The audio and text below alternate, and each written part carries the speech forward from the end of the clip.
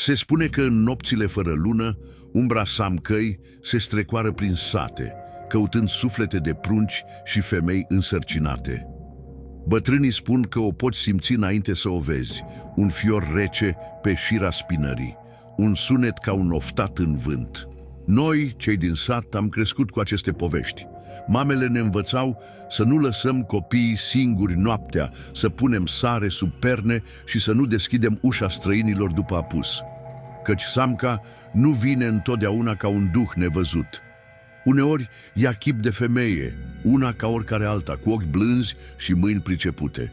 Și abia când este prea târziu, ne dăm seama pe cine am lăsat să intre între noi. În iarna aceea, când zăpada se așternuse groasă peste case și gerul pătrundea prin pereți, a venit și ea. O femeie slabă, cu obrajii palizi și ochii prea verzi. A spus că o cheamă Ilinca. Și din clipa aceea, satul nostru nu a mai fost la fel. Era seară când a sosit. Vântul viscolea prin ulițe, iar câinii lătrau tulburător. De obicei, nu primeam străini în sat, nu iarna, nu pe astfel de vremuri. Dar femeia s-a oprit la marginea drumului, aproape de biserică, și a cerut adăpost. Nu vreau nimic pe degeaba, a spus. Știu leacuri și pot fi de folos. Avea o voce moale, dar hotărâtă. O privire pătrunzătoare, dar neliniștitoare. Ochii ei, verzi ca pelinul, păreau să vadă mai mult decât ar fi trebuit. Bătrânul Gavril a fost primul care a vorbit. Gerul e aspru, nu putem lăsa un om să moară în zăpadă. Așa că i-am dat un colț de casă la Irina văduva. Însă, deși i-am oferit adăpost, ne-am păstrat distanța. Satul nostru avea reguli nescrise. Nu aveam nevoie de necunoscuți. Dar Ilinca nu era o străină obișnuită.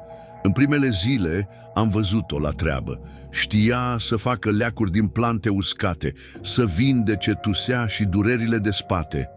Femeile au început să vină la ea pe ascuns, cerând ierburi pentru somn, pentru laptele pruncilor, pentru liniște. Într-o seară, când copilul morarului a căzut la pat cu febră mare, Ilinca a fost chemată.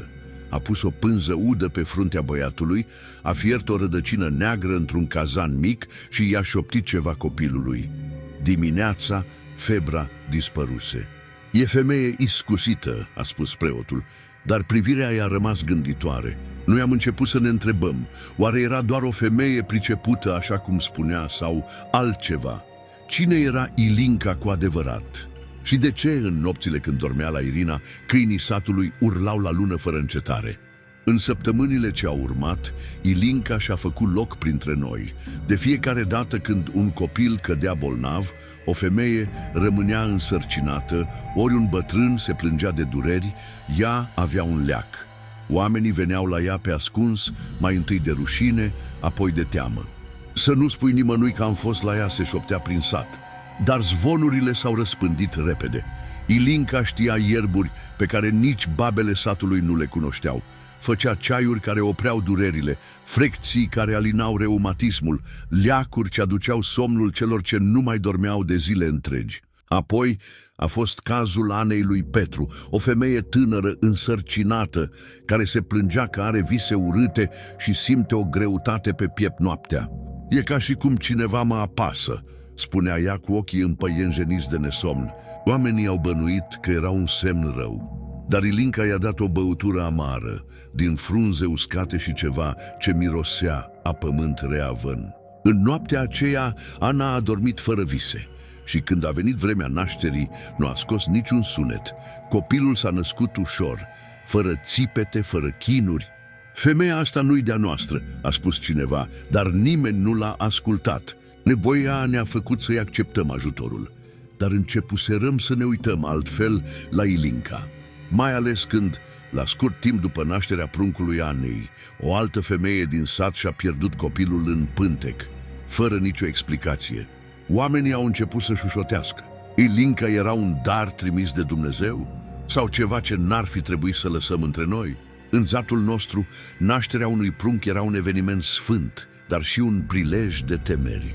Multe femei mureau la naștere, iar cele care supraviețuiau rămâneau slăbite, marcate de chinuri. Dar Ana nu pățise nimic. Nici măcar un țipăt nu scăpase din gura ei, iar copilul se născuse cu pielea netedă, fără zbucium, fără plâns.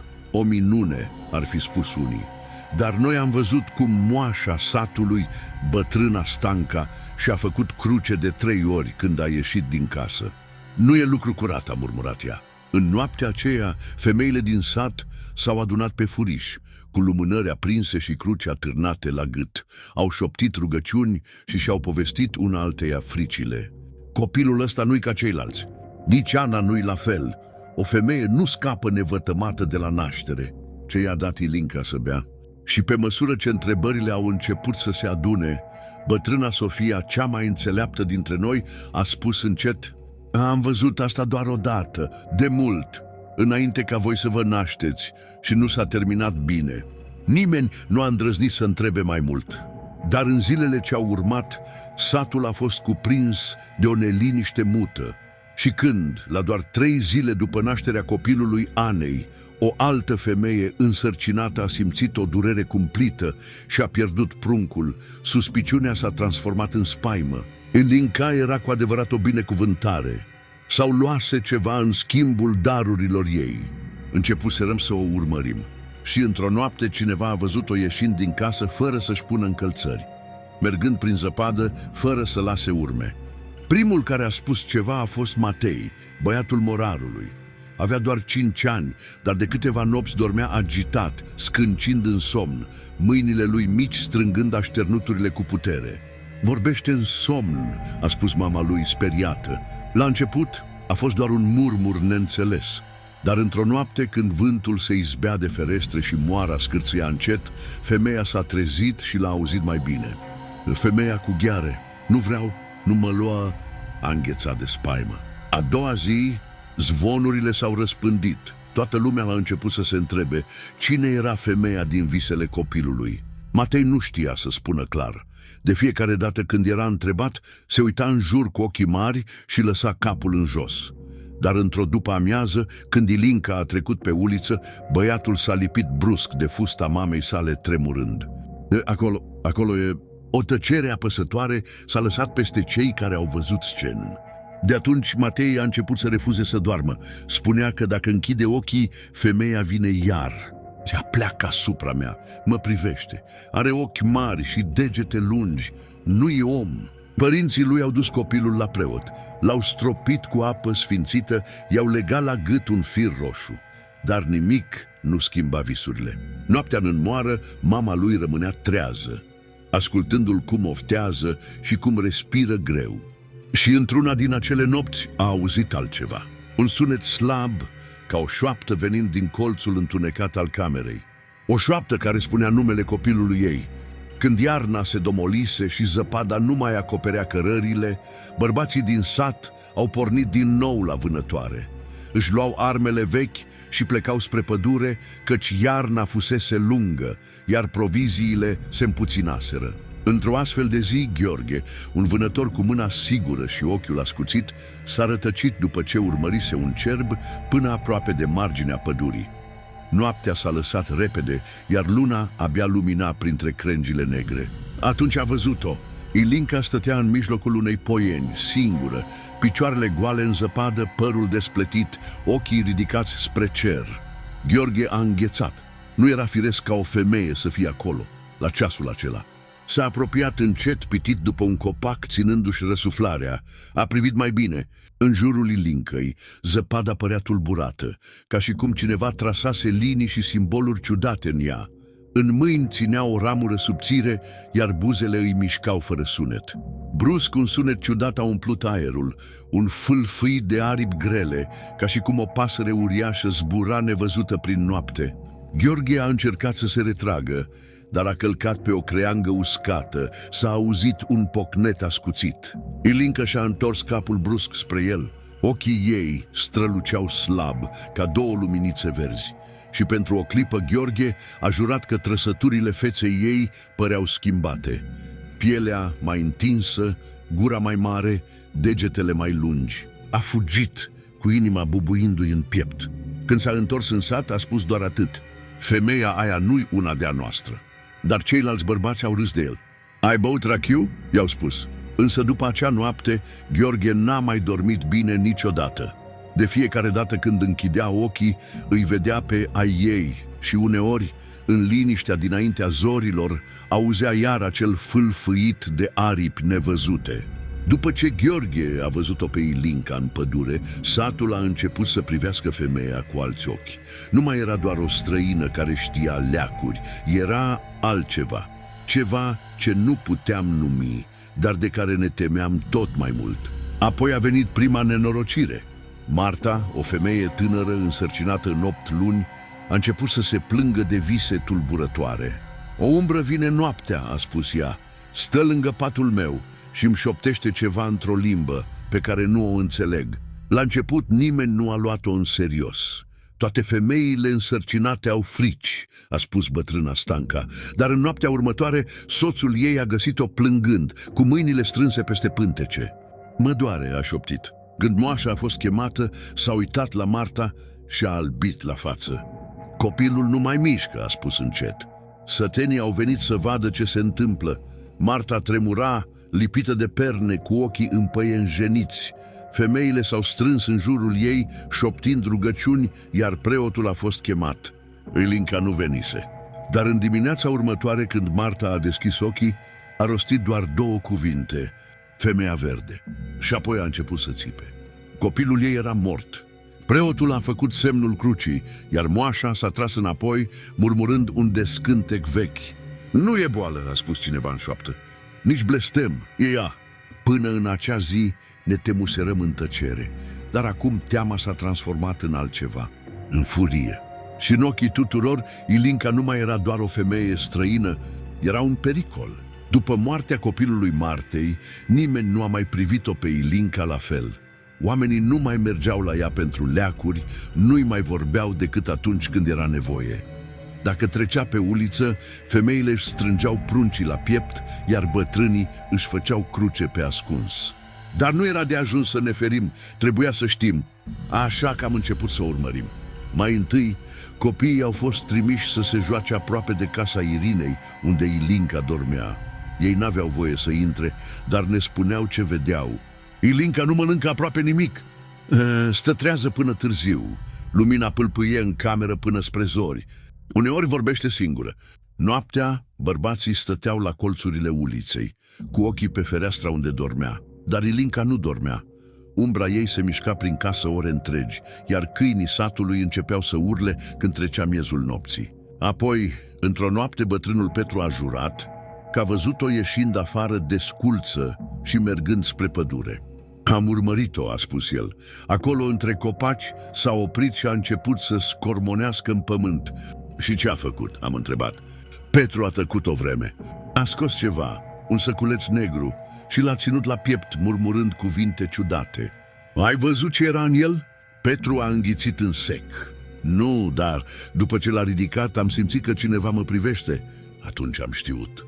Trebuia să vedem cu ochii noștri. Așa că, în noaptea următoare ne-am ascuns printre copaci și am așteptat. Și când Ilinca a ieșit din casă, umbra ei subțire lunecând prin sat ca un fum, am urmat-o. În pădure, sub lumina slabă a lunii, am văzut-o plecându-se deasupra pământului. Mâinile îi scormoneau în zăpadă, iar buzele îi murmurau ceva străvechi.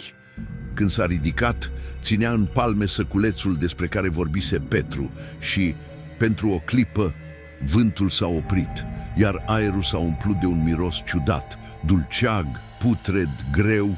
Atunci am știut că Ilinca nu era ceea ce părea și că dacă nu făceam ceva, satul nostru avea să fie pierdut. După ce am văzut-o pe Ilinca scurmând pământul și ridicând acel săculeț negru, n-am mai avut liniște. Ce era în el? Ce ținea la piept, murmurând cuvinte străine? Am hotărât că trebuia să aflăm. În noaptea următoare, 3 dintre bărbați, Gheorghe, Petru și Ion, s-au strecurat afară. Au așteptat ca Ilinca să plece spre pădure, apoi i-au călcat pragul. Casa ei mirosea a ierburi amare, a fum și ceva nedefinit, un miros care li s-a lipit de haine și de piele. Pe masă, alături de borcane cu leacuri, stătea o lumânare aproape topită. Pe pereți atârnau ierburi uscate legate cu fir roșu. Și pe pat, sub pernatare, au găsit altceva, o batistă înnodată. Și când au desfăcut-o, sângele li s-a răcit în vene. Înăuntru erau fire de păr. Nu era păr de animal, era păr de copil. Gheorghe l-a recunoscut primul.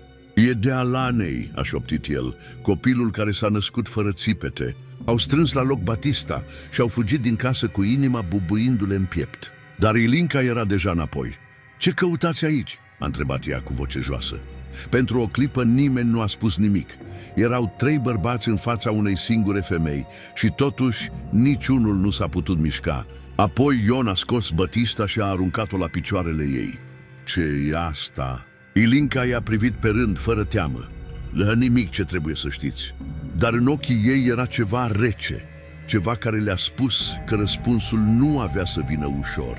După ce bărbații au ieșit din casa Ilincăi, satul a fost cuprins de o teamă mută. Nu era nevoie să vorbească între ei, toți simțeam că ceva se apropia, ceva care nu putea fi oprit. Dar adevăratul semn a venit din pădure. Vasile, cel care se ducea zilnic după lemne, s-a întors într-o dimineață cu fața albă ca varul. A ajuns gâfâind în piața satului, abia ținând securea în mână. Am văzut un lucru rău," a șoptit. L-am dus în cârciumă și i-am dat un pahar cu rachiu. Lichidul i-a tremurat în mână, dar l-a băut și-a șters gura și a început să povestească. Mergeam după lemne, ca de obicei, dar când am ajuns la poiana cu stejarul uscat, am văzut ceva. A tras aer în piept. Pe trunchiul copacului era un semn. "Ce semn?" am întrebat, strângându-ne mai aproape. Vasile și-a trecut mâna peste frunte, ca și cum ar fi vrut să șteargă imaginea.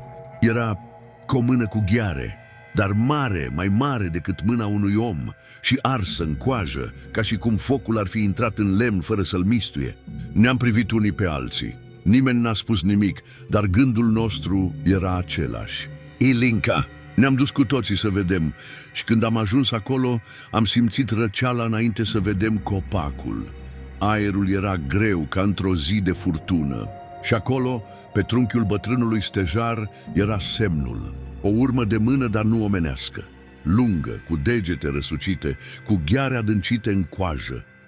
"Asta nu e lucrare de om," a spus preotul, făcându-și cruce. Atunci am știut că nu mai era vorba doar de frici și bârfe. Ceva întunecat se afla în satul nostru. Și Ilinca era parte din el. După ce am văzut semnul ars în scoarța stejarului, satul nostru n-a mai fost la fel. Nimeni nu mai mergea singur în pădure, nici măcar până la fântână după lăsarea serii. Dar răul nu s-a oprit. A început să ia oameni. Mai întâi a fost bătrânul Toader. Era văzut în fiecare dimineață, ieșind din casă cu toiagul lui strâmb, mergând încet spre biserică. Dar într-o zi, poarta casei lui a rămas închisă. Nimeni nu l-a mai văzut. Când am spart ușa, înăuntru era doar liniște. Patul neatins, oalele reci, niciun semn de luptă, nici măcar urme în țărână. "O fi plecat undeva," a zis cineva, dar nimeni nu a crezut asta cu adevărat. Apoi s-a dus Dumitru, cel care făcea coșuri din nuiele. Soția lui s-a trezit în zori și a găsit ușa deschisă larg. "A ieșit noaptea," ne-a spus, cu ochii umflați de plâns. Dar de ce? L-am căutat toată ziua prin pădure, pe câmpuri, la marginea satului. Dar Dumitru nu era nicăieri. Apoi au fost 2 copii, 2 frați, de 7 și 9 ani, care se jucau pe lângă moară. Când mama lor a venit să-i cheme la cină, doar vântul i-a răspuns. Am scotocit fiecare colț, am strigat numele lor până ni s-au uscat gurile, dar n-a rămas nimic în urmă, nici măcar un pas în țărână. Atunci am știut. Ceva ne lua oamenii și nu-i mai aducea înapoi. Și în fiecare noapte pe uliță, o singură umbră continua să se miște liniștită, fără teamă. Ilinca ne privea din colțuri, din spatele perdelelor trase. Nu spunea nimic, dar în ochii ei ardea ceva ce ne făcea sângele să înghețe. Și am înțeles cu toții că, dacă nu făceam ceva, urma să fim următorii. După ce 4 oameni au dispărut fără urmă, satul nostru nu mai era decât un cuib de șoapte și priviri speriate. Nimeni nu ieșea afară după apus, nimeni nu mai dormea cu ușa descuiată. Și totuși, nimeni nu spunea cu voce tare ceea ce gândeam cu toții. Până într-o noapte, ne-am adunat în casa lui Gheorghe. bărbații și femeile care nu mai suportau groaza. Focul pâlpâia slab în vatră, iar tăcerea era atât de apăsătoare încât ne simțeam de parcă eram deja morți. Trebuie să facem ceva, a spus Ion într-un târziu. Dar dacă greșim, a întrebat Ana, strângându-și broboada sub bărbie. Dacă nu e ea, toți am privit-o. Copiii tăi au fost luați, i-a spus bătrâna Stanca. Și tu te mai îndoiești? Ana a tăcut, ochii ei erau goi. Cum o prindem? A întrebat preotul. Gheorghe a tras adânc aer în piept. O urmărim în fiecare noapte, până o prindem asupra faptului. Ne-am privit unii pe alții. Eram oameni simpli, niciodată nu ne ridicasem împotriva nimănui. Dar răul trăia printre noi și Ilinca trebuia să fie oprită. Așa că în acea noapte am ieșit din case unul câte unul, ascunzându-ne în colțurile uliței. Și am așteptat. Vântul suiera printre case, iar câinii scânceau în lanțuri. Timpul trecea încet ca mierea care curge dintr-un borcan. Apoi am văzut-o. Ilinca a ieșit din casa Irinei. Purta aceeași rochie neagră, subțire, care nu ar fi trebuit să o apere de frig. Mergea încet, ca și cum nu s-ar fi temut de nimic. Și s-a îndreptat spre pădure. Fără să spunem un cuvânt, ne-am ridicat și am urmat-o.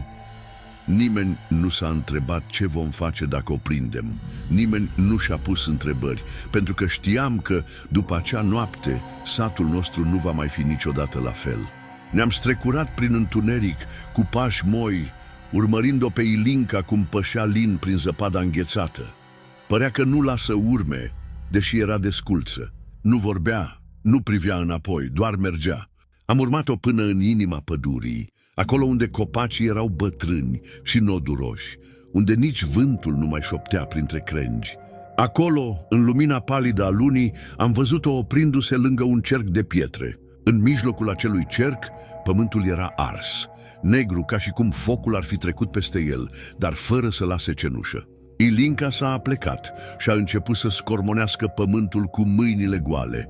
Șoptea ceva într-o limbă pe care n-am înțeles-o. Și pe măsură ce vorbea, aerul s-a schimbat. A devenit mai greu, mai gros, ca și cum nu mai era aer de respirat, ci doar un nor întunecat care se lăsa peste pieptul nostru. Ce face? A șoptit cineva lângă mine. Dar nimeni n-a răspuns. Apoi am văzut-o ridicând acel săculeț negru. L-a strâns la piept și pentru o clipă am văzut o umbră mișcându-se lângă ea. Nu era a ei, era altceva. O umbră cu brațe lungi, cu degete osoase care se întindeau spre ea, dar fără să o atingă. Atunci am înțeles. Ilinca nu era singură, făcea un ritual, chema ceva. Și noi eram martori la ceva ce nu trebuia văzut. Opriți-o, a strigat Gheorghe și toți am țâșnit din ascunzișuri. Ilinca a ridicat capul, ochii ei păreau negri, fără lumină. Apoi a zâmbit și umbrele din jurul ei au început să se miște. Am sărit din întuneric cu furci, topoare și cuțite, hotărât să o prindem, dar Ilinca nu a fugit. A stat acolo, în mijlocul cercului ars, privindu-ne cu ochi goi, și când Gheorghe a ajuns primul la ea, a ridicat mâna. Atunci vântul s-a oprit. Copacii s-au cutremurat, dar frunzele moarte nu s-au mai ridicat de la pământ. Câinii satului au început să urle, deși erau departe. Și umbrele s-au mișcat. Nu erau ale noastre. Era ceva în spatele Ilincăi, ceva ce nu ar fi trebuit să existe. Gheorghe a ridicat toporul, dar Ilinca doar a suflat ușor în aer și el s-a prăbușit. Nu l-a atins, nimeni nu l-a atins, dar ochii lui s-au dat peste cap, iar trupul lui a căzut la pământ ca și cum sufletul i-ar fi fost tras afară. Ne-am oprit. Ce făcuse? Ce era Ilinca? Ea ne-a privit pe rând, cu zâmbetul acela care nu avea ce căuta pe fața unei femei. Nu trebuia să veniți aici, a spus ea. Atunci Petru a aruncat cuțitul. L-am văzut zburând prin aer, drept spre pieptul Ilincăi. Dar când a atins-o, cuțitul s-a rostogolit pe jos, ca și cum ar fi lovit doar aerul. Ilinca a râs și apoi, înainte ca vreunul dintre noi să poată face ceva, a dispărut. Pur și simplu s-a sfărâmat în întuneric, dar umbrele au rămas. Și din acel moment, vânătoarea s-a întors împotriva noastră. Am fugit din pădure, împiedicându-ne în rădăcini, cu respirația tăiată și piepturile apăsate de o frică pe care nu o mai simțisem niciodată. Nu știam ce văzuserăm, nu știam ce făcuse Ilinca, Dar știam că am trezit ceva ce nu putea fi adormit la loc. În noaptea aceea, satul a fost scufundat într-o liniște nenaturală. Nici câinii nu mai lătrau, nici bufnițele nu mai cântau în pădurile de lângă noi. Și totuși, nu era liniște, pentru că simțeam că ceva se mișcă în spatele ușilor, că ceva se plimbă pe ulițe fără să lase urme. Bătrâna Stanca a fost prima care a spus-o cu voce tare. Ne pândește. Nimeni nu a vrut să o creadă, dar fiecare dintre noi a simțit-o. Când stăteam singuri în case, un fior rece ne trecea pe șira spinării, chiar dacă focul ardea în vatră. Când închideam ochii, aveam impresia că o umbră se mișcă în colțul camerei. Iar la miezul nopții toți am auzit acel sunet. Un unghiuit slab de femeie. Nu venea dintr-o casă, nu venea din pădure. Venea de peste tot. Era ca și cum se furișa prin pereți, prin pământ, prin aer. Și am înțeles atunci că Ilinca nu fugise, se mutase printre noi. În zilele care au urmat nopții din pădure, satul nostru a început să se destrame. Mai întâi au fost visele. Nimeni nu mai dormea liniștit. Cei care închideau ochii visau lucruri pe care nu voiau să le spună cu voce tare. Ana a fost prima care a mărturisit. În fiecare noapte o văd, a șoptit ea tremurând. Stă la marginea patului meu, nu spune nimic, doar mă privește. Ne-am uitat unii la alții. Toți avusesem același vis. Apoi trupurile noastre au început să cedeze. Unul câte unul, sătenii s-au îmbolnăvit. Gheorghe, cel care fusese atins primul în pădure, a fost și primul care s-a prăpădit. Trupul lui s-a stins încet, fără febră, fără răni. Pur și simplu, viața l-a părăsit. A fost ea, au șoptit oamenii. Apoi a urmat Dumitru. Și după el Irina, cea care avusese grijă de Ilinca în primele zile când venise în sat. Fiecare dintre ei s-a stins la fel. Nu de boală, nu de foame, ci de ceva ce nu puteam numi. Ca și cum Ilinca le lua viața puțin câte puțin, fără să-i atingă. Ne-am adunat din nou în casa preotului. Dar de data asta nu mai era vorba despre ce să facem cu Ilinca. Era vorba despre cum să ne salvăm. Trebuie să plecăm, a spus cineva. Dar bătrâna Stanca a scuturat din cap. Credeți că dacă plecăm ne lasă? Ați văzut ce poate face, o simțim în spatele nostru chiar și când suntem singuri. Atunci, o altă întrebare s-a ridicat. Cum o oprim? Și nimeni nu avea un răspuns. Doar preotul a îndrăznit să spună ceea ce gândeam cu toții. Trebuie să o ardem. Ne-am privit lung când preotul a rostit acele cuvinte. Trebuie să o ardem. Ardem? O femeie? Dar Ilinca nu era o femeie obișnuită. Ați văzut ce a făcut, a spus preotul, vocea lui tremurând, dar fermă. Ați simțit-o în casele voastre. Dacă nu facem ceva acum, ne ia pe toți. Nimeni nu a protestat. Nimeni nu a spus că era greșit, pentru că fiecare dintre noi știa adevărul. Ilinca nu era doar o femeie, era altceva și trebuia oprită. Capcana. Nu era ușor să atragi o creatură ca ea. Nu putea fi prinsă cu frânghii, nici alungată cu rugăciuni. Dar era un lucru pe care Ilinca îl făcea în fiecare noapte. Mergea din casă în casă, se strecura în visele noastre. Așa că am pregătit un loc unde să o așteptăm. Am ales casa părăsită a lui Dumitru, cel care murise după Gheorghe. Am pus acolo un pat, am aprins o lampă slabă și am lăsat fereastra întredeschisă. Apoi am lăsat satul în întuneric, ne-am ascuns după case, în grajduri, în curți. Fiecare dintre noi avea în mâini o torță aprinsă și un gând negru în suflet. Și am așteptat. Vântul sufla încet, târând frunzele moarte pe uliță. Apoi am auzit pașii. Nu grei, nu apăsați, ci ușori, ca și cum nu atingeau pământul. Ilinca. Ne-am ținut respirația când silueta ei subțire a trecut pe lângă noi, umbra ei alungindu-se pe pereții caselor. S-a oprit în pragul casei lui Dumitru, a ascultat și apoi a intrat. Atunci am știut că nu mai putea scăpa. Focul care n-a ars. Ne-am repezit cu torțele ridicate, înghesuindu-ne pe ușă, închizând toate ieșirile. Ilinca stătea în mijlocul camerei, cu spatele drept, privind în jur. Nu părea speriată, doar curioasă. Ce faceți? A întrebat ea, vocea ei atât de liniștită încât ne-a făcut să ezităm. Apoi când am ridicat focul spre ea, a zâmbit. Credeți că mă puteți opri cu flăcări? Petru a fost primul care a aruncat torța. Focul s-a ridicat în jurul ei, lingând podeaua, urcând pe pereți. Ilinca a privit flăcările ridicându-se în jurul ei. Și atunci s-a întâmplat ceva ce niciunul dintre noi nu putea înțelege. Focul s-a stins. Pur și simplu s-a prăbușit pe podea, ca și cum cineva l-ar fi suflat într-o singură clipă. Și Ilinca era tot acolo. Ne-a privit cu acei ochi goi, fără lumină, și a spus: "Ați încercat să mă ardeți de vie." Apoi și-a ridicat mâna. Și lumea noastră s-a întunecat. Întunericul nu era unul obișnuit. Nu era doar lipsa luminii, ci ceva mai adânc, mai greu, ca și cum lumea însăși se stinsese.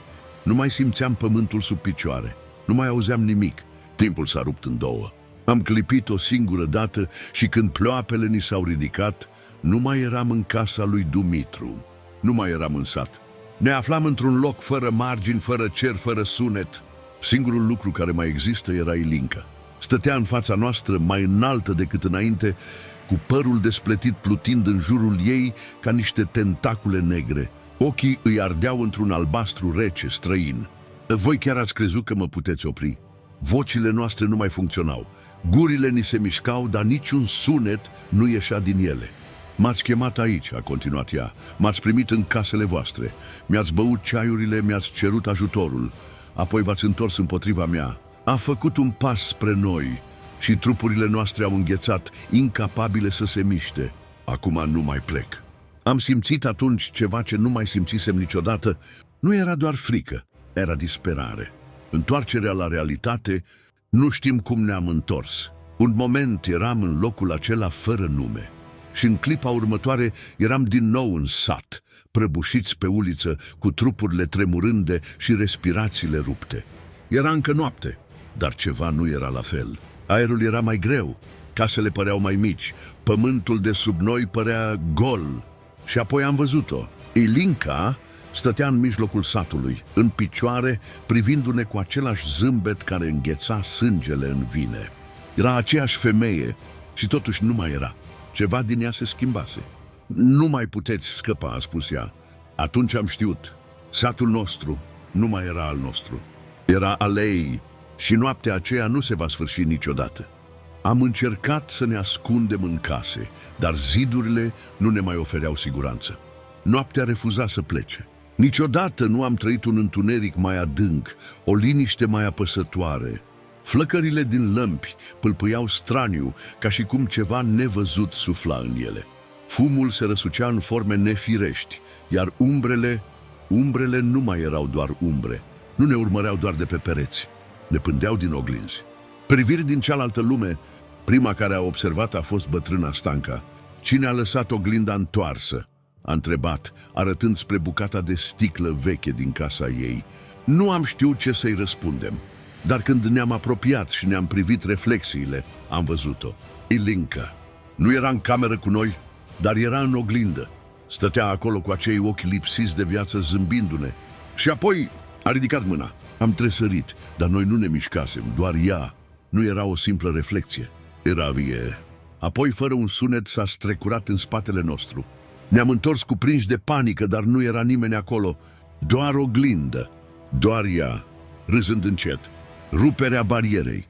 Din acea noapte, nimeni nu a mai îndrăznit să privească în oglinzi. Le-am acoperit cu pânze, le-am scos din case, le-am spart cu pietre. Dar nimic nu a ajutat, pentru că Ilinca nu avea nevoie de sticlă ca să ne vadă. Era peste tot. În colțurile camerelor, în umbrele care se lungeau prea mult pe pereți, în respirația rece care ne atingea ceafa, chiar și atunci când eram singuri. Începuse să ne vâneze și noi nu mai aveam unde să fugim. În prima zi am numărat câte suflete mai eram în sat. Niciunul dintre noi nu îndrăznea să iasă afară, dar în fiecare casă ardea câte o lampă slabă, iar lumina ei tremurândă era singura dovadă că încă existam. Am așteptat zorii, dar zorii nu au venit și atunci am început să-i pierdem, lipsă fără urme. Pe Mihai l-au văzut ultima oară în seara aceea, sprijinit de peretele casei lui, cu o mână la piept și ochii pierduți. Dimineața nu mai era, patul său era neatins, ușa încuiată pe dinăuntru. Dar el dispăruse. Pe Veta vecinii au auzit-o murmurând în somn. Când au intrat la ea, nu mai era nimic în pat decât cearșafurile reci și o urmă umedă pe perna albă, ca și cum trupul lui s-ar fi evaporat. Pe Niculae l-am văzut cu toții înainte să plece. Stătea în pragul casei, uitându-se fix într-un colț al întunericului. Acolo e cineva, a șoptit. Noi nu am văzut nimic, dar el a pășit spre umbră, un pas, apoi încă unul și încă unul. Și în clipa următoare Nicolae nu mai era. Nimeni nu a auzit vreun sunet. Nimeni nu l-a mai văzut vreodată. Ca și cum întunericul l-ar fi înghițit cu totul. Dispariția satului. În mai puțin de 3 zile, numărul nostru a scăzut la jumătate. Nu era boală, nu era fugă. Oamenii se pierdeau în întuneric. Și cei care rămâneau nu puteau decât să se întrebe cine va fi următorul. La început am crezut că ni se pare, că erau doar vise. Dar nu visăm, pentru că toți le-am auzit. Șoaptele, chemarea din întuneric, a început într-o noapte fără vânt, când aerul din sat părea încremenit. Ion s-a trezit primul, a auzit o bătaie ușoară în fereastră. Mihai? Vocea din afară era slabă, ca un foșnet de frunze uscate. Mihai, deschide-mi... Dar Mihai nu mai era printre noi. Se pierduse în întuneric. Ion nu a deschis fereastra, dar a stat cu ochii țintă pe ea până dimineața, fără să se miște, fără să respire. A doua zi, și alții au spus că au auzit voci. Pe Veta au auzit-o plângând în spatele casei. Pe Nicolae l-au auzit râzând în fântână. Pe Ana au auzit-o șoptindu-le la ureche, deși în cameră nu era nimeni. Dacă sunt ei? A întrebat cineva. Dacă nu sunt? A răspuns altcineva. Și atunci am înțeles. Satul nostru nu mai era doar al celor vii. Liniștea care nu mai venea, înainte ne temeam de noapte. Acum ne temeam și de zi. Pentru că vocile nu se opreau. Ne chemau mereu. Și unii dintre noi au început să răspundă. Dacă mă strigă mama, a spus Maria, o copilă de 12 ani. Dacă tata mă caută, a spus băiatul morarului. Nimeni nu știa ce să le spună. Și într-o dimineață Maria nu a mai fost. Ușa casei ei era larg deschisă. Picioarele goale lăsaseră urme pe pământul umed, ducând spre pădure. Până la marginea copacilor, acolo urmele s-au oprit. Ca și cum niciodată nu ar fi existat. Noaptea nu se mai termină. Nu ne mai număram oamenii, pentru că în fiecare zi eram tot mai puțini. Vocile morților nu se opreau, iar cei care răspundeau la chemarea lor dispăreau. Dar într-o seară am văzut-o din nou pe Ilinca și am înțeles că nu mai era singură. Ce se ascundea în spatele ei? O zărisem pe ulița mare, sub felinarul stins. Stătea dreaptă, înveșmântată în umbră, cu părul lung fluturând în jurul ei ca niște mâini negre. Nu era prima oară când o vedeam astfel, dar acum nu mai era doar ea. În jurul ei, în întunericul dens, se mișcau alte siluete. Nu oameni, nu ființe, doar forme, contorsionate, negre ca smoală, cu membrele prea lungi și capetele aplecate într-o tăcere amenințătoare. Ne priveau fără ochi, fără respirație. Doar prezența lor era suficientă să ne înghețe sângele.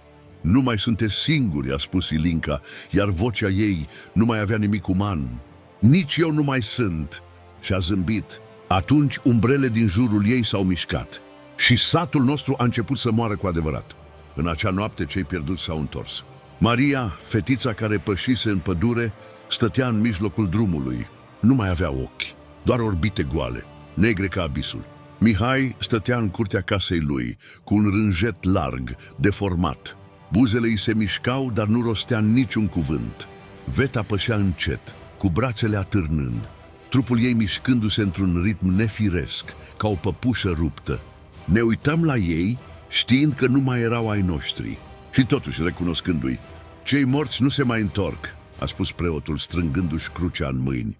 Dar se întorseseră și ne voiau alături de ei. Am încercat să fugim. Ne-am legat cai la căruțe, am pus copiii în brațe și am vrut să ieșim din sat. Dar satul nu ne mai lăsa să plecăm. Drumul care nu mai ducea nicăieri, ulița care odată dădea spre câmpie, se curba acum într-un cerc fără sfârșit. Cei care mergeau înainte se întorceau din spate, zăpăciți, neînțelegând cum de nu părăseau niciodată hotarul. E o iluzie, a spus cineva. Dar nu era. Era o închisoare. Ne-am împărțit încercând alte căi, pe poteci ascunse, prin râul îngust care curgea la marginea pădurii, prin cimitir, sperând că dincolo de morminte se mai află lume. Dar nicăieri nu era ieșire. Satul se strânsese în jurul nostru și afară nu mai exista nimic. Cerul care nu ne mai aparținea, până și cerul era altfel.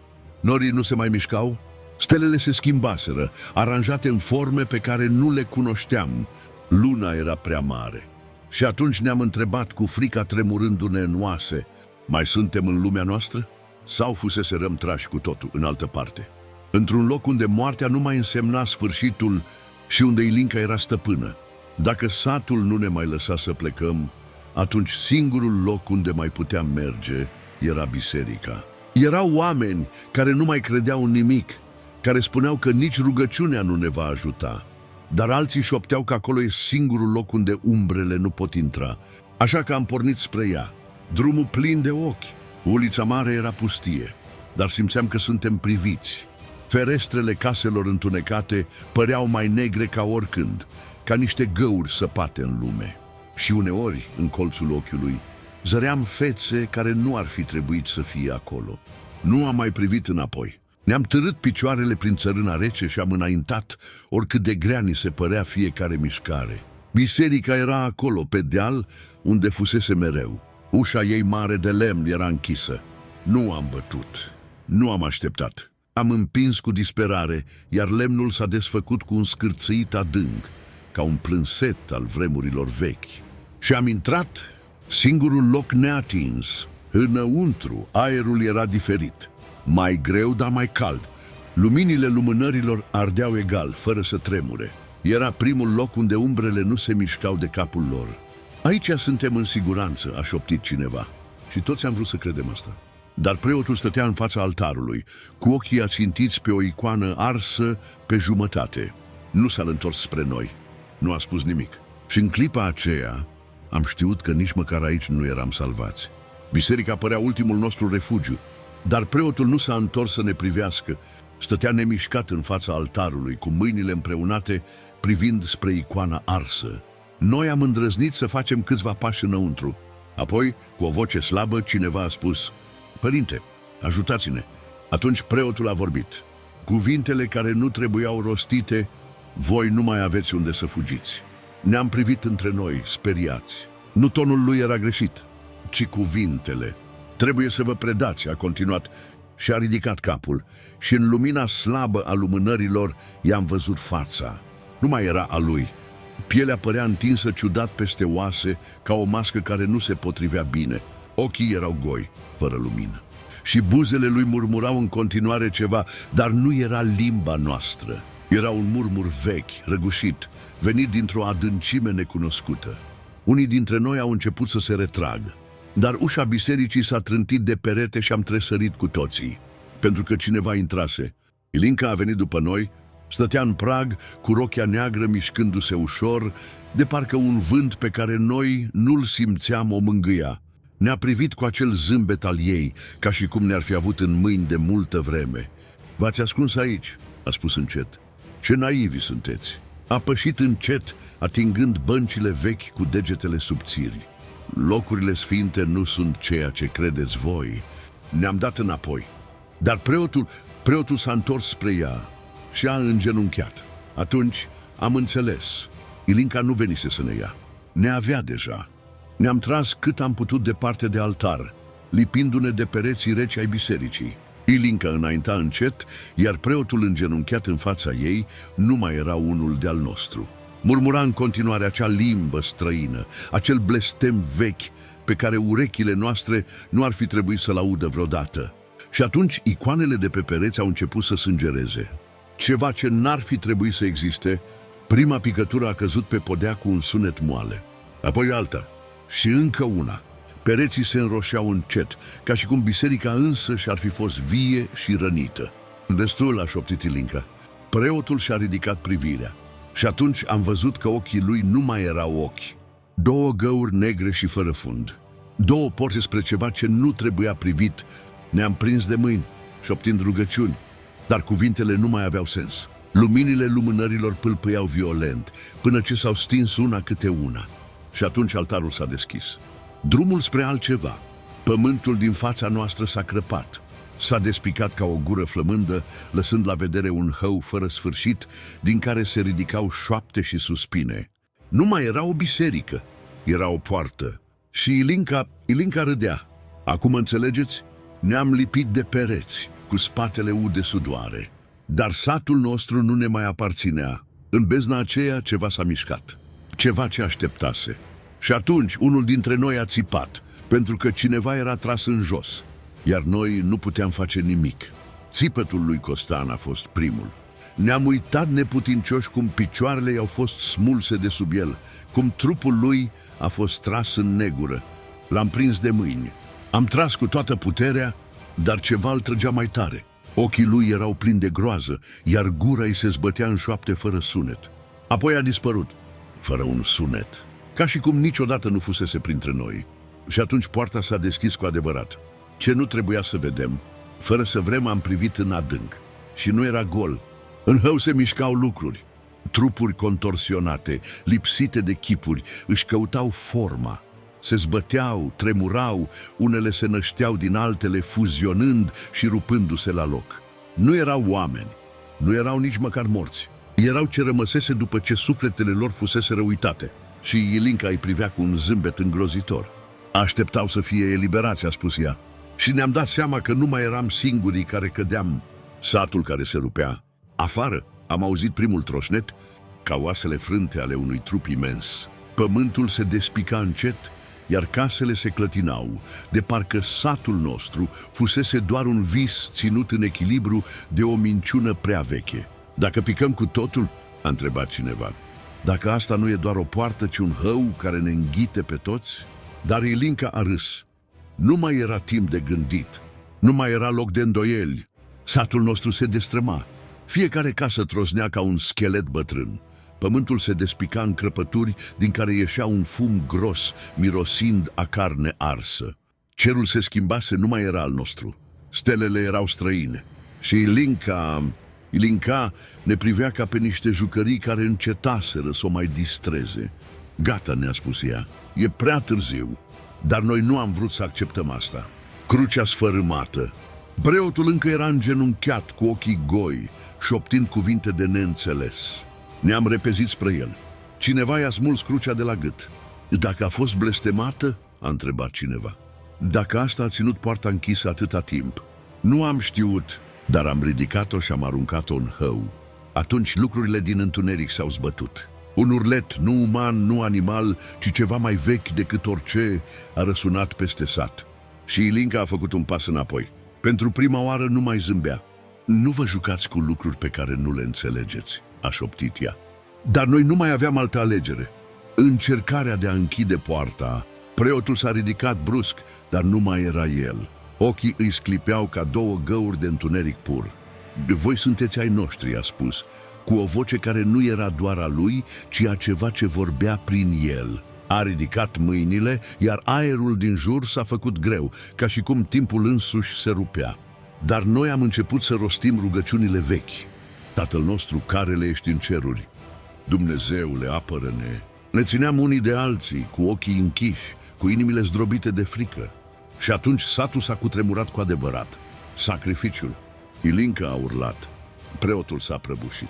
Și poarta, hăul care aproape ne înghițise, s-a zbătut, încercând să rămână deschisă. Nu se putea închide singură. Avea nevoie de sânge. Atunci, cineva dintre noi a înțeles și a sărit în hău. Nu am văzut cine. Un trup s-a prăbușit în gol, iar în ultima clipă, înainte ca bezna să-l ia, am auzit un glas. Salvați-i pe ceilalți. Și atunci poarta s-a închis. Poarta s-a închis cu un vuiet care ne-a spart timpanele. Aerul s-a zguduit ca un geam lovit de furtună și apoi totul s-a făcut tăcere. Ne-am uitat unii la alții, îngroziți. Ilinca dispăruse. Preotul era mort, cu ochii deschiși spre un cer care nu-l mai vedea. Și satul nostru nu mai era același loc. Urmele coșmarului. Deși pământul se închisese, casele nu mai arătau ca înainte. Pereții erau crăpați, ferestrele sparte. Fântâna din mijlocul satului nu mai avea apă, ci doar un vid negru, ca și cum fundul ei fusese smuls în altă lume. Și oamenii nu mai vorbeau. Nu ne mai puteam uita unii în ochii altora, pentru că știam că unul dintre noi lipsea. Cineva se aruncase în hău ca să ne salveze.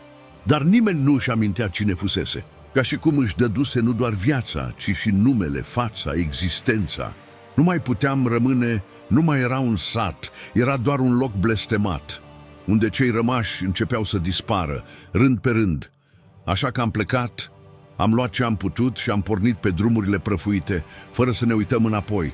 Dar chiar și acum, în alt sat, într-un loc nou, uneori ne mai trezim noaptea, pentru că în visele noastre auzim pași în pădure și un râs ușor, șoptit, pentru că știm că Ilinca încă ne caută și într-o zi ne va găsi din nou.